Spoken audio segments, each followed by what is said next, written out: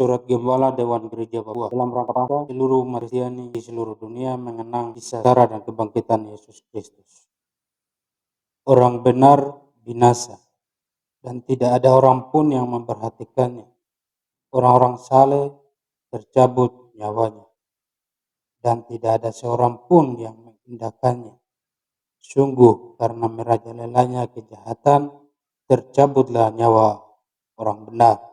Yesaya pasal 57 ayat 1 sampai 2. Pada bulan April, umat Kristen memperingati kisah sengsara dan karya keselamatan Yesus Kristus.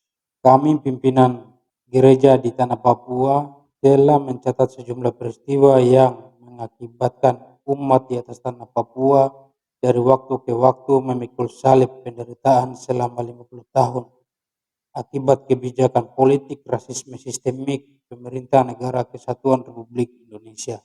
Dari tahun ke tahun, rakyat Papua meratapi duka mendalam yang berkepanjangan. Dua perayaan penting umat Kristen yaitu Natal dan Paskah tidak pernah dimaknai secara damai. Dengan mata tertuju pada kayu salib, kami mencatat sebagian kecil jalan penderitaan umat sebagai berikut. 1. Pengiriman pasukan TNI dan Polri. Sejak 2019 hingga 2020, pengiriman pasukan TNI dan Polri non-organik di tanah Papua terus terjadi. Ketika rakyat Papua melakukan aksi demonstrasi damai sebagai bentuk protes terhadap politik rasisme sistemik penguasa Indonesia. Penanganan negara yang sangat represif terhadap orang Papua yang dimulai secara khusus terhadap mahasiswa Papua di asrama mahasiswa Papua di Surabaya, Indonesia. Dalam interval waktu 3 tahun, pengiriman pasukan TNI dan Polri ke tanah Papua dalam catatan kami mencapai 2.603 orang. Keterangan waktu dan jumlah personil dengan daerah tujuan sebagai berikut. 1. Pengiriman pasukan TNI Polri sejak 12 Agustus 2018 hingga 9 Maret 2019 sebanyak 200 personil pasukan Brimob tiba di Timika dengan tujuan wilayah konflik di Tugama, Puncak Papua, Puncak dan Puncak Jaya. Telah dikirim 100 personil atau satu kompi yang tergabung dalam Satgas Papua di wilayah Duga. Pada Selasa 4 Desember 2018, 153 personil gabungan TNI Polri dikirim ke Duga, Papua sebagai pasukan khusus untuk menghadapi TPNPB UPM. C. Sabtu 9 Maret 2019, 600 personil pasukan tambahan prajurit TNI dari Batalion 431 Kostrat Makassar dan Batalion Sipur 8 Makassar tiba di Timika untuk tujuan Duga, Papua. D. Pasukan 17 pada 17 Februari 2021, 100 personil pasukan Brimob dari Nusa Tenggara Timur, NTT dilepas oleh Kapolda NTT untuk dikirim ke Intan Jaya. Ratusan personel Brimob Polda NTT itu akan diperbantukan di Intan Jaya selama 6 bulan ke depan. Tugas mereka untuk memperketat keamanan di Intan Jaya. Pada 17 Februari 2021, Kapolda Jambi melepas 100 personel pasukan Brimob untuk ditugaskan di Puncak Jaya. Pada 10 Maret 2021, 1.350 personel pasukan TNI tiba di Pelabuhan Jayapura, Papua. Pimpinan militer di Papua mengatakan kehadiran 1.350 prajurit TNI ini untuk menggantikan Unit Mekanis Raider 413 Bremoro, Unit Raider 312 KH, dan Unit Raider 100 PS yang pernah tugas di Satgas Ops Pamtas RI Papua Nugini. Konflik antara personel TNI Polri dan TPNPB di Kabupaten Duga sejak 2018 sampai Maret 2021 telah mengakibatkan 1. 480 orang lebih warga sipil meninggal dunia, sebagian besar meninggal di tempat pengungsian. 2. 34.461 orang meninggalkan rumah mereka dan tinggal di hutan dan mengungsi ke Kabupaten Jayawijaya, Lanijaya, Timika, Yaukimo, dan kabupaten sekitarnya. 3. Rumah-rumah warga sipil telah dibakar dan dihancurkan. 4. Sejumlah rumah ibadah dan tempat pelayanan kesehatan dan pendidikan dijadikan pos TNI Polri di Intan Jaya Puncak Jaya dan sekitarnya. Dampak konflik di Intan Jaya mengakibatkan 10 warga sipil ditembak mati oleh TNI Polri dengan keterangan sebagai berikut. Penembakan terhadap 2 hamba Tuhan di Intan Jaya, Pendeta Yeremia Zanambani pada 9 September 2020 oleh anggota TNI dan pada 26 Oktober 2020 seorang petugas gereja Katolik atau katekis Rufinus Tigau yang ditembak mati oleh anggota TNI di rumahnya di Kampung Jalai, Distrik Sugapa. Pada 15 Februari 2021, 3 warga sipil Janius, Justinus, dan Sony Bagau di Sugapa ditembak mati oleh TNI. Pada 27 Februari 2021, Donatus Mirip yang mengalami gangguan jiwa, kelainan fisik, bisu, dan tuli ditembak mati oleh TNI. Pada Maret 2021, pembunuhan terhadap Melianus Nayagau, anak muda pelajar SMP. Pengungsi dan korban jiwa juga terjadi di Kabupaten Puncak, Papua. Seorang pelajar yang ditembak oleh anggota TNI saat pulang sekolah, Atanius Murib dan Amanus Murib yang selamat dari bencana kematian. Sekitar 1.000 orang lebih mengungsi ke Intan Jaya. Mereka mengungsi di halaman pastoran, susteran, Gereja Katolik Bilogai. Sekitar 300 kepala keluarga mengungsi ke Nabire. Ratusan kepala keluarga mengungsi ke Paniai, Puncak, Papua, dan wilayah sekitarnya. Selama pemberlakuan Undang-Undang Otonomi Khusus di tanah Papua, Papua telah dikepung dari semua arah, darat, laut, dan udara. Satuan teritorial baru bertambah. Telah terjadi penambahan Kodam baru, Korem, Kodim, Batalion, Yonif Satuan Tempur, dan Bantuan Tempur hingga Koramil untuk TNI Angkatan Darat. Untuk TNI Angkatan Darat sedang direncanakan pada tahun 2021 sampai 2024 akan dibangun 4 Kodim di Kabupaten Lanijaya, Tolikara, Pegunungan Bintang, dan Duga. Juga terjadi penambahan pasukan TNI Angkatan Laut, Lantamal, Koarmada atau Komando Armada 3 Marinir, sedangkan untuk TNI Angkatan Udara penambahan Pangkopsau, Panglima Komando Operasi TNI Angkatan Udara, Lanut, dan Radar. Pada waktu yang sama, penambahan infrastruktur dan personil juga terus terjadi di Kepolisian Republik Indonesia. Telah terjadi penambahan Polda, Polres, Polresta, Polsek, hingga pos polisi. Juga pasukan tempur polisi, Brimob pun dimekarkan markas Brimob hingga Kompi di tanah Papua. Anggota TNI Polri aktif juga menjadi agen pemasok utama senjata dan peluru kepada TPN OPM. Selain penambahan ketiga angkatan tersebut, markas besar TNI juga membuka Kogab Wilhan 3 pada akhir 2019.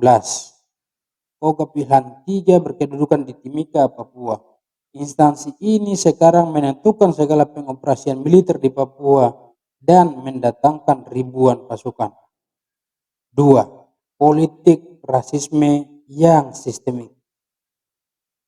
Pemerintah Negara Kesatuan Republik Indonesia belum mengambil pelajaran atau melakukan perubahan pendekatan yang persuasif terhadap perlawanan aksi protes damai dan terbuka oleh orang Papua atas ujaran rasisme pada mahasiswa Papua di Surabaya pada Agustus 2019. Ujaran rasis terhadap orang Papua masih saja diungkapkan oleh para pejabat negara, tokoh politik, bahkan masyarakat sipil Indonesia. Memasuki 2021, Natalis Pigai mendapat ungkapan rasis dari ketua kelompok pendukung Presiden Jokowi, Ambrosius Nababan, dan Abu Janda, tim besar Jokowi. Pandangan dan kebijakan rasisme juga keluar dari mulut mantan Kepala BIN, Badan Intelijen Negara, Hendro Priyono, yang ingin menyelesaikan masalah Papua dengan memindahkan paksa 2 juta orang Papua ke Manado supaya mereka bisa menjadi orang Indonesia.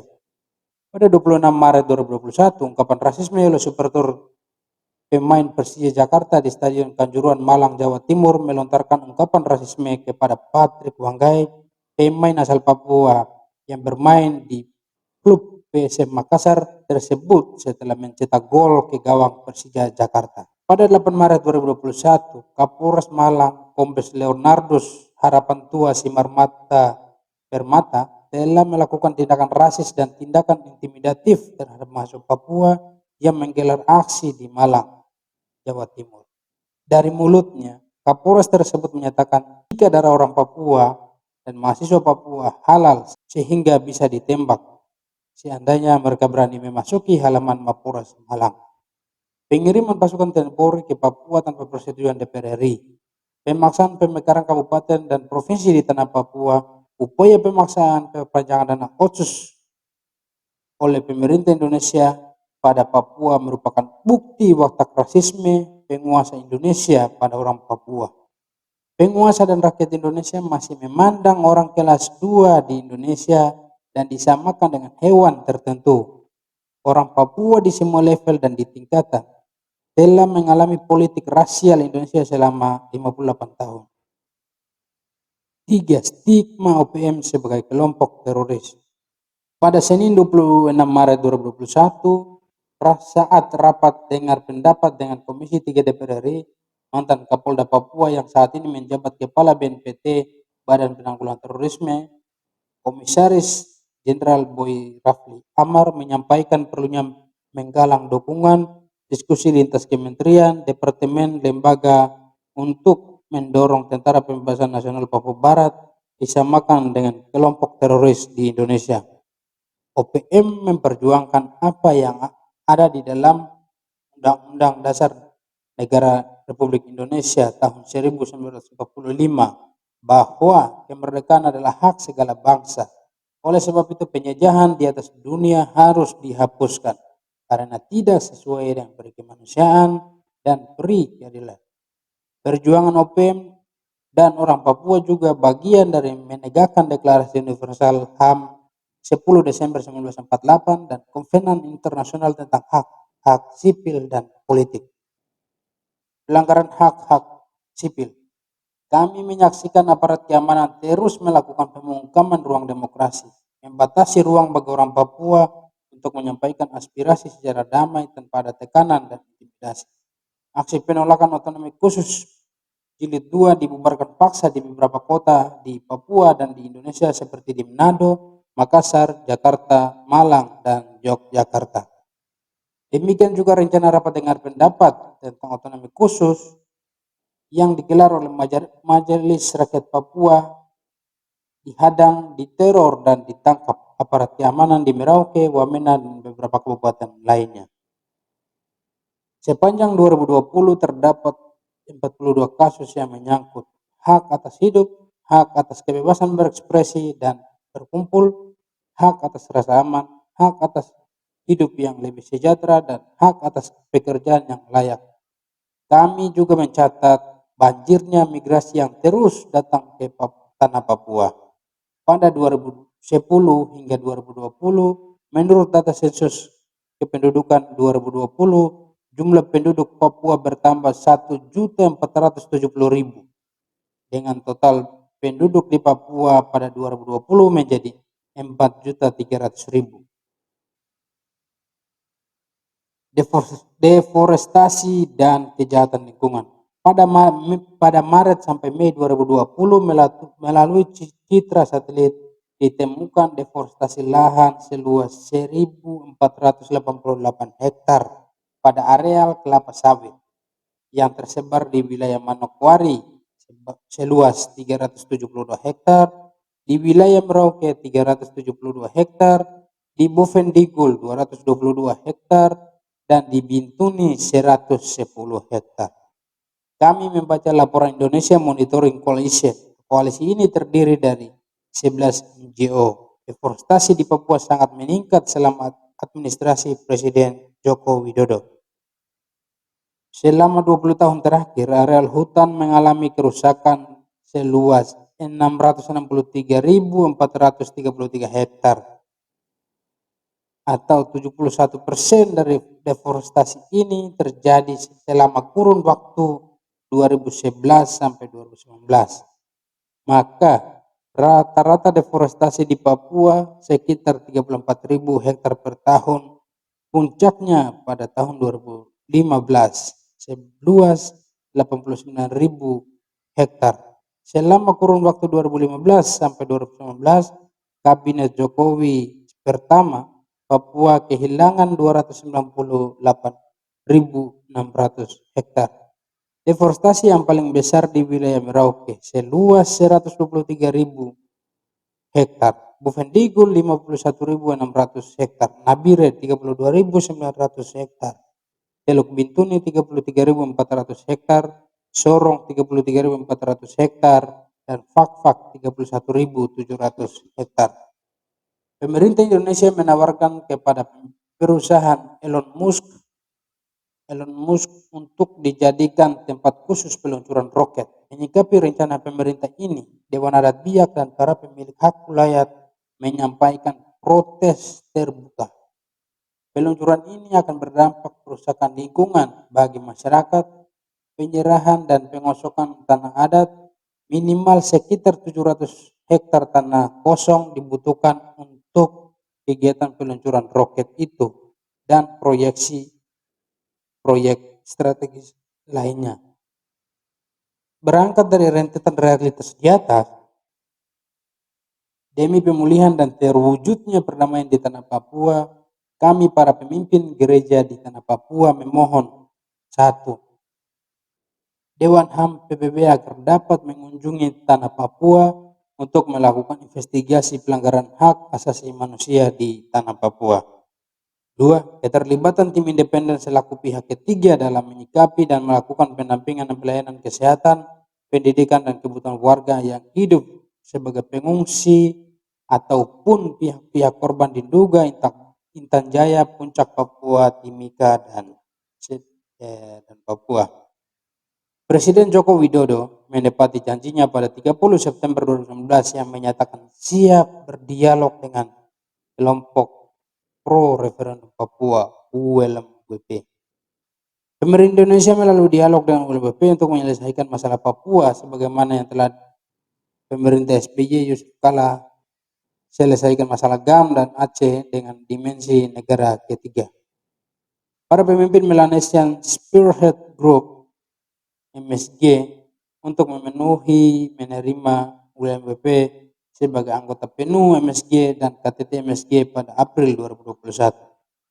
6. Rakyat Papua melakukan doa dan puasa bagi pemulihan tanah dan manusia Papua serta persatuan setiap pimpinan adat, gereja, pemerintah, lembaga non-pemerintah, perempuan, dan pemuda sejak 11 April 2021. Rakyat Papua dimulai dari keluarga untuk mempraktekkan prinsip-prinsip hidup damai, hindari hal-hal yang dapat menghancurkan masa depan masing-masing pihak, melindungi dan membina masing-masing keluarga dengan baik dan penuh tanggung jawab.